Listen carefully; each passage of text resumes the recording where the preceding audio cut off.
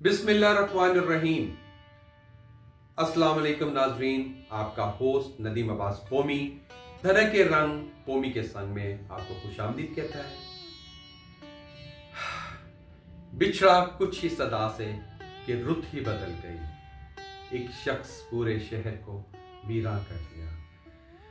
जी तो नाजरीन, मैं आज जिस शख्सियत के बारे में प्रोग्राम करने जा रहा हूँ, मेरे मुल्क का बहुत बड़ा नाम जो किसी तारुफ का मोहताज नहीं, वो आसमानों पर चमकने वाला वो सितारा था जो अपनी मिसाल आप था।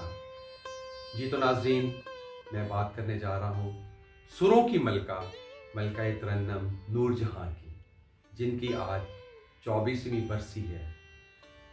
उन्हें हमसे जुदा हुए 24 साल बीत गए, लेकिन वो आज भी हमारे दिलों में और ज़हनों में नक्श हैं। पूरी दुनिया में उनकी पहचान बरकरार है। मेरे मुल्क पाकिस्तान का बहुत बड़ा असासा थी। जी नाजरीन, फिल्मी मौसीकी हो या गज़ल, सूफियाना कलाम हो या धमाल, सब में बेमिसाल थी। ऐसे लगता था कि ये गाना, ये धमाल, ये गज़ल सिर्फ उन्हीं के लिए बनाई गई है। और हाँ नाज़रीन, मलका तरन्नुम नूरजहां खुद भी कहा करती थी कि मैं जो एक दफ़ा गाना सुन लेती हूँ, दूसरी दफ़ा वो मेरा होता है। और मलका तरन्नुम के सब ने बहुत बड़े बड़े मौसीकारों के साथ काम किया और सब मलका तरन्नुम के बहुत दिलदादा थे। मलका तरन्नुम को बिछड़े हुए आज 24 बरस बीत गए हैं। जी तो नाजरीन, मलका तरन्नुम की शख्सियत बहुत आला थी। जो भी उनसे मिलता था उनका फ़ैन हो जाता था। आला ज़र्फ़ की मालिक थी, बहुत अच्छी माँ थी। उन्होंने अपने बच्चों की बहुत अच्छी परवरिश की थी। जी तो नाज़रीन, जब मलका तरन्नुम स्टूडियो में आती थी तो लोगों का एक रश लग जाता था उनकी एक झलक देखने के लिए। मैं भी आप लोगों से एक वाक़या शेयर करना चाहूँगा।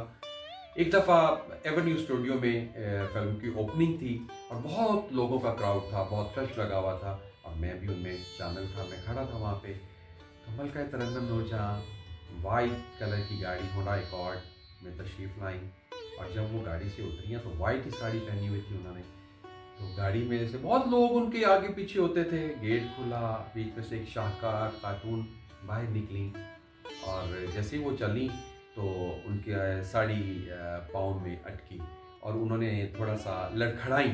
तो मेरा तकिया कलाम होता था बिस्मिल्लाह, तो मेरे मुंह से निकला बिस्मिल्लाह। तो जैसे ही उन्होंने एक कदम उठाया आगे और पीछे मुड़ के मुझे कहती हैं तो अनूनी बिस्मिल्लाह। तो ये अल्फाज उनके मेरे लिए बहुत मानी रखते हैं, क्योंकि मैं उस खातून का बहुत बड़ा फ़ैन था, बहुत दिलदादा था। मैं खुद उनकी एक झलक देखने के लिए तड़पा करता था, लेकिन एक वक्त ऐसा आया कि मैं उनके साथ भी बैठा करता था। रिकॉर्डिंग हॉल में मैं उनके पास भी बैठा हूँ और मुझे ये एक मेरी खुशकिस्मती कि मैं उन लोगों में शामिल हूँ कि मलका तरन्नुम नूरजहां का मुझे साथ मिला स्टूडियो में। और मैं एक और बात शेयर करूँ कि उतनी पंजतनी खातून थी, नबी पाक सल्लल्लाहु अलैहि वसल्लम के घराने को पूजने वाली खातून। जब वो अपनी रिकॉर्डिंग करवाती थी तो सबसे पहले वो पंजतन पाक के नामों को सोरा करती थी, उनका नाम लेके, और उसके बाद वो रिकॉर्डिंग करवाती थी। और फिर वो ऐसी गुम होती थी अपने उस रिकॉर्डिंग में, उस गाने में खो जाती थी कि जैसे वो उन पे ही पिक्चराइज हो रहा हो। वो पहले वो अपने डायरेक्टर से पूछती थी कि गाना किस हीरोइन के लिए रिकॉर्ड हो रहा है, तो वो बताते थे अंजुमन के लिए है, मुमताज़ बेगम के लिए है, नादरा के लिए है, नीली के लिए है, रीमा के लिए है, मदिया शाह के लिए है, उस वक्त की जो भी मशहूर आर्टिस्ट थी। तो फिर मैडम का एक ये प्लस पॉइंट था कि वो उस हीरोइन को अपने ऊपर तारी कर लेती थी और उसको जहन में रख के और वो गाना गाती थी। और वो फिर जब उन पे पिक्चराइज होता था तो उनके भी वारे न्यारे होते थे। और मैडम तो फिर मैडम है, उनका क्या पूछना। मलका तरन्नुम नूरजहां, जिन्होंने बचपन से ही गुलकारी का आगाज़ किया, क्योंकि वो पैदाइशी फनकार थी, जिन्होंने बचपन से ही गाने को शुरू कर दिया और इंडिया में जाकर انہوں نے اداکاری کے جوہر بھی دکھائے. وہ سنگر بھی بہت بے مثال تھیں اور اداکاری میں بھی بہت مثال تھی. کہ ملکہ ترنم نور جہاں پہ میرے رب کی خاص رحمت تھی کہ ملکہ ترنم کا نام رہتی دنیا تک زندہ رہے گا اور وہ لوگوں کے دلوں میں اور سماعتوں میں بسی رہیں گی. ہمسایہ ملک میں بھی میری میڈم کا بہت عزت کی نگاہ سے دیکھا جاتا ہے اور بڑے اچھے الفاظ میں یاد کیا جاتا ہے. دلیپ کمار صاحب مرحوم ان کے بارے میں بہت بہت اچھی باتیں کرتے ہوتے تھے اور پوری انڈسٹری میڈم کو بہت اچھے لفظوں میں یاد رکھتی ہے. میں آپ کو بتاتا ہوں کہ ملکہ ترنم نور جہاں چھٹیاں گزارنے کے لیے لندن جاتی تھیں تو وہاں پہ انڈیا کا بہت بڑا نام لتا منگیشکر اور آشا جی وہ لوگ بھی وہاں پہ ہوتے تھے.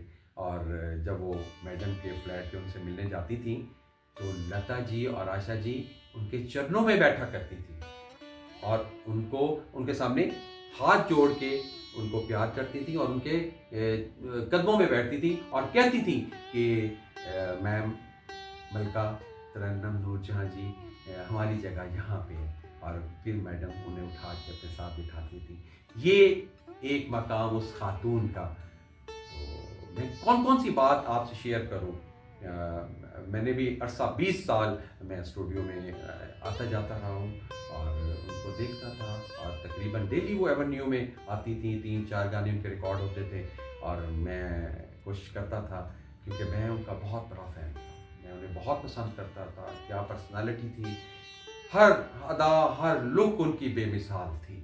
میرے رب نے ملکہ ترنم کو دنیا میں تو مقام دیا ہی تھا لیکن سفر آخرت بھی اسی شان و شوکت سے عطا کیا. ملکہ ترنم نور جہاں 27ویں رمضان کی بابرکت رات ان کو قبر میں آئی کیونکہ وہ ایک سخی خاتون تھی. انہوں نے بہت لوگوں کے خرچ اٹھائے ہوئے تھے, بہت بچیوں کی شادیاں کروائی تھیں. ان کی کوٹھی گلبرگ جو اپنا لبرٹی راؤنڈ اباؤٹ میں تھی, باہر ایک ہجوم ہوتا تھا ان کے گیٹ پہ سوالیوں کا اور وہ ان کے دروازے سے کوئی ایسے سوالی مایوس نہیں جاتا تھا. سب کی بہت مدد کرتی تھی. جی ناظرین, میں ملکہ ترنم نور جہاں پر ایک تفصیلی پروگرام کرنا چاہتا تھا کیونکہ میں ان کا بہت بہت بڑا فین تھا. ان کی شخصیت, ان کی آواز کا مجھ پر ایک جادو تھا, ایک سحر تھا. ان کے بارے میں الفاظ نہیں ہیں کہ ان کے بارے میں بات کی جا سکے. تو آج برسی تھی, میں نے کہا میں بیٹھ کے اپنے ناظرین سے کچھ باتیں شیئر کروں اور اللہ پاک ان کے درجات بلند کرے, انہیں جوار رحمت میں جگہ عطا کرے. میرے ناظرین, وہ میرے ملک کا بہت قیمتی اثاثہ تھی اور میرے رب کی نظر میں بھی وہ ایک عظیم خاتون تھی. تو جی ناظرین, آج کا میرا یہ پروگرام میں امید کرتا ہوں کہ آپ کو اچھا لگا ہوگا اور اگر اچھا لگا ہو تو مجھے کامنٹس میں ضرور بتائیے گا. اور میرے التماس خاص میرے اس چینل کو سبسکرائب کیجئے اور بیل آئیکن کو دبا کر اپنے پیاروں میں ضرور شیئر کیجئے, اپنے واٹس ایپ نمبر پہ شیئر کیجئے. مجھے آپ کی محبتوں کا انتظار رہے گا. آپ کا اپنا ندیم عباس قومی. رب رکھ.